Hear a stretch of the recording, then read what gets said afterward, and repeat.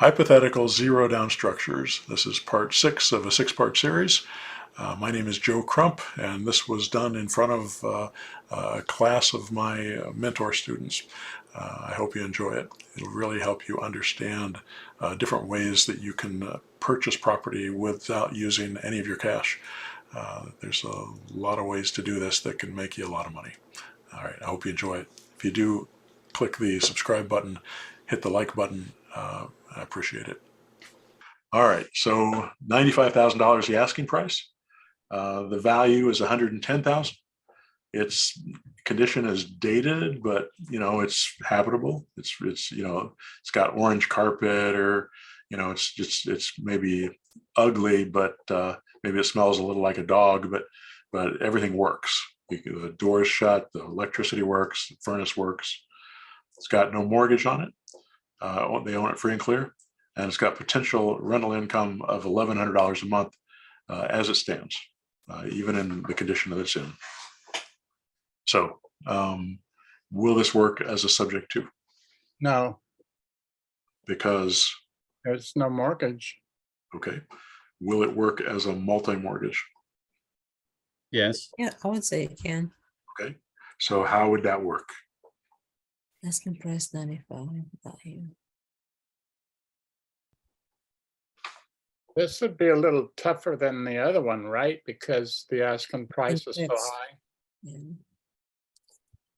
Oh, no. Well, The value is 110, asking price is 95. So You would have to negotiate that down a little bit, wouldn't you? well, let's say he's not gonna negotiate it. Okay. You still make it work? the value is higher than what he's asking for. So aren't you gonna lose? No, he's asking 95, but it's worth 110. So you would make your So there's just 15,000. $15,000 of equity there. Okay, So So- actually, I think you could make it work, but your exit strategy would kind of have to be like flipping it, I think.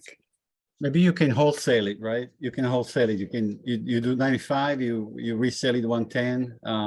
Quick, it's ready to go. Any investor will buy it. No investor is going to go for $15,000. Yeah. It'll cost that. It'll cost that much. It'll cost that much to sell it, let Right. alone fix it up. So there's not enough to make that work.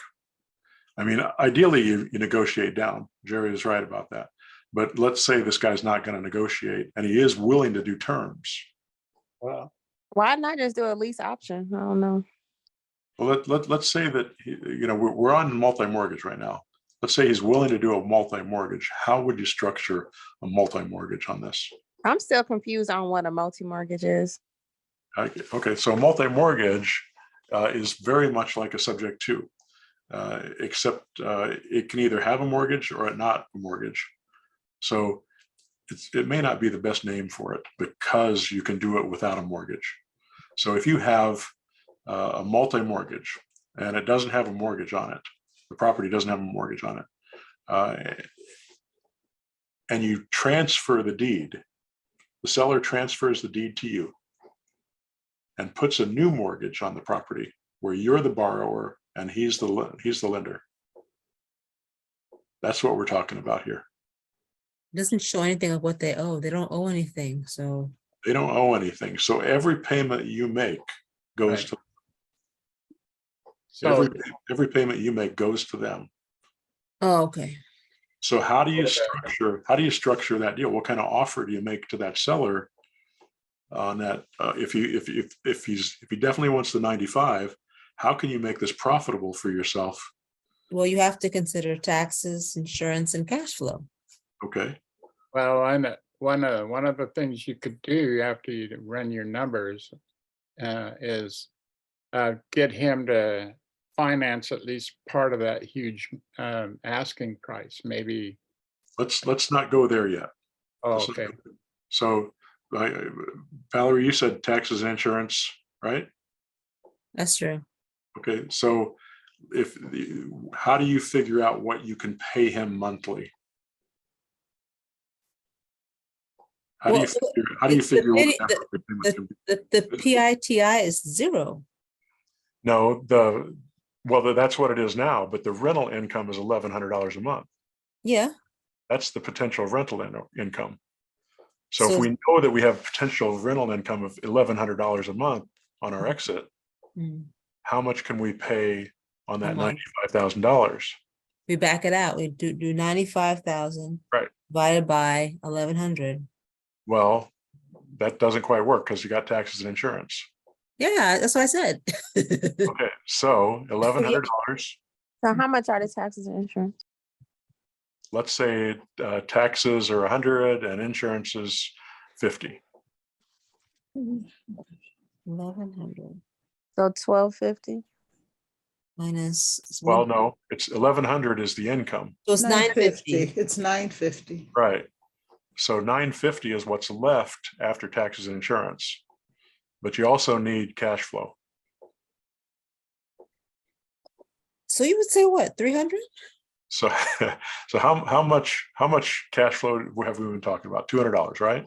Yeah, Let's say $200. So 950 minus 200, 750. 750. 750. So that 750 would be enough to give you $200 a month positive cash flow, pay your taxes and insurance, and still make payments to him of $750 on that $95,000. Yeah. See how we came up with that? Yep. Yes. So we That take makes that sense. we take that 95,000, we divide it into by 750, and that's 126 months. Ouch. Divide that by 12, that's 10 years, 10 and a half years. So we're going to do a mortgage of 10 and a half years, that's $750 a month on this property to this seller. This is an amazing deal for you. It's an amazing deal. Even though he's only got $15,000 of equity, the reason it's amazing is because All payments are going to equity immediately. principal, exactly. $750 a month goes towards paying this thing down. So Yeah. every dollar that you're giving him is equity, is money that you're making. That's income. Yeah. And plus the other $200 on top of that you're getting. So you said that for a multi-mortgage, you're gonna put, I don't know what you said, which one you said as a balloon. Every this one, you're gonna put a balloon at the end. There's Oh, that's land when you're- contract. when you're buying, you're going to sell this property now. No. But when you sell it, you're probably going to sell it on a lease with an option to buy. Because that gives your seller, that gives your buyer less control. Mhm. You want your buyers to have less control. So lease option, that gives them less control. And you don't want them buying down that note. But if you do it in a land contract, they're buying down their note every month.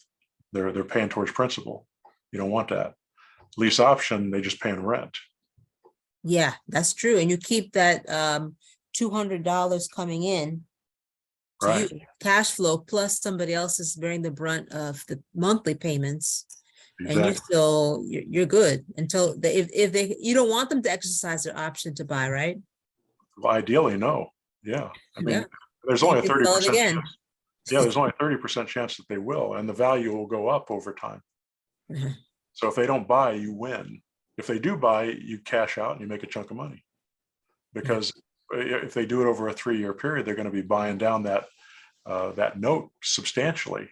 $750 a month over 36 months. That's, what is that? Almost $30,000 Wow. in 3 years. Mhm. Plus, you got the other $15,000 that they're going to have to pay you. Plus, you're going to raise the price because you're selling on a Year. lease option. Now you're going to sell it on a lease option. So for 120, because the value is 110, Mhm. and you're going to ask for $10,000 down payment. Mhm. So you're going to get 5,000 of that in upfront, right in then your pocket. So you, Promissory note. yes, I mean, and then you're getting the other 5,000 with $200 a month. So instead of paying you $200 a month positive cash flow, you're getting $400 a month positive cash flow in addition to that $750. that they're paying. Yeah. So that's an extra 5,000, that cash flow is $5,000 a year. So that's an extra $15,000 there. So, you know, this property is doing really well for you, depending on when you actually have to cash out of it. Yeah, A question. Go ahead. So if you were, say, for example, you were selling this on a land contract, and what if they stopped paying? Then would you have to go through the foreclosure process like you do with the regular mortgage? Possibly. Most of the time when people default on land contracts, if you didn't record it, you know, if you didn't record the land contract, it's easy for you to just agree with them to move out. They move out and say, look, if you move out, I won't sue you for the balance, which you owe me. Okay. And you know, we'll be okay. And I'll just sell it to somebody else. And then you tear up that land contract. If they recorded it, then it's harder because you have to get it off the title. So you have to get them to sign something, and they might sign something, you know, in order not to be sued for the balance. So they might do that, and if you have to go through, it's a judicial proceeding. It's not a foreclosure, but it is a judicial proceeding that has to go through a superior court. And that typically takes anywhere from a month to 4 months to get rid of them. God. So should you record it or not record it? If you're selling, you don't record. If you're buying on a land contract, you definitely record it. You want to be as hard as possible. You want to make it as hard as possible to get rid of you. So And you want- just, so if you're you want- selling, you're just gonna hold it. If you're You don't selling record it, it, you just hold it. yeah, I mean, unless they demand or ask you to record it, you're going to hold on to the original. And then, you know, you're not going to cheat them. You're just going to, if they stop paying, you're going to ask them to move out. And if they don't, then you have to go through a judicial process. Got it. But you won't have to deal with cleaning up the title. If I have a they question. record If you're a landlord and say, for example, your tenants ask you for like a receipt for monthly rental payments and the landlord never gives the receipt, what kind of recourse is there? Well, you've got canceled checks. Mhm. You're giving them cash, that's a problem. You don't have much recourse if you give cash and don't get a receipt. So you're making transfers online. That can be documented. Mhm. Your online transfers can be documented. Okay, thank you.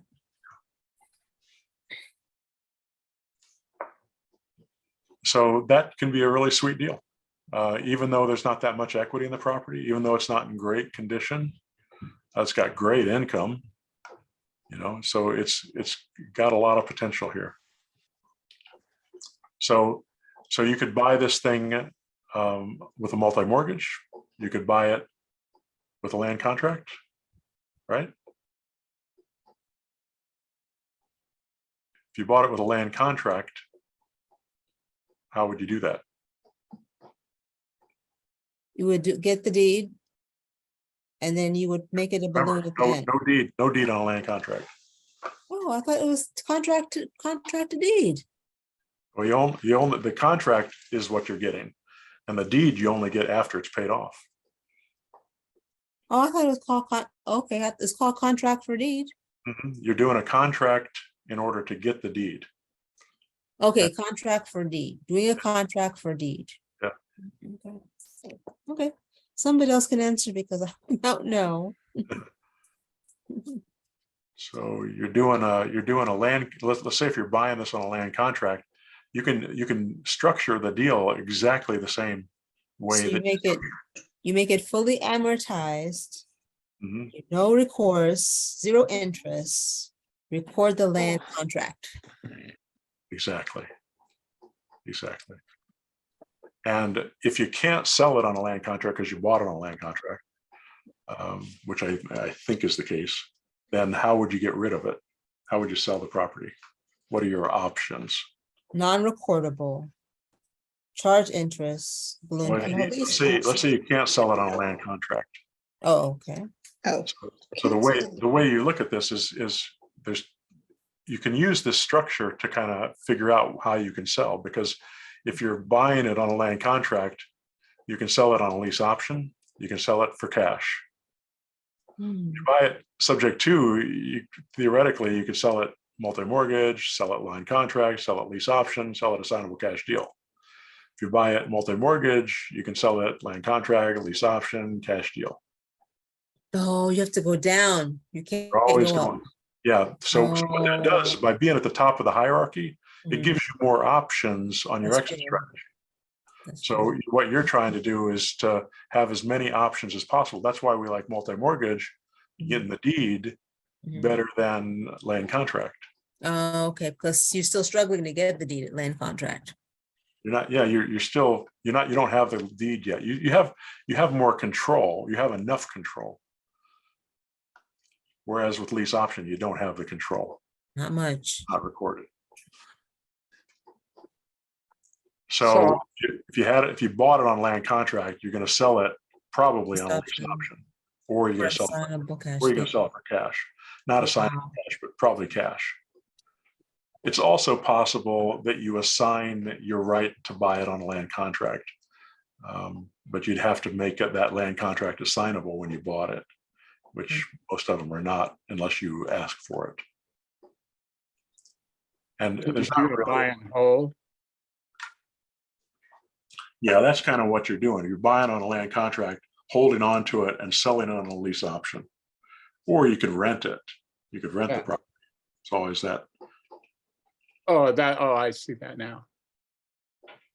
That for some reason, I didn't equate there, so. Yeah, the option is there. And can you buy this on a lease option? Good. Yeah, if it's land contract, you can.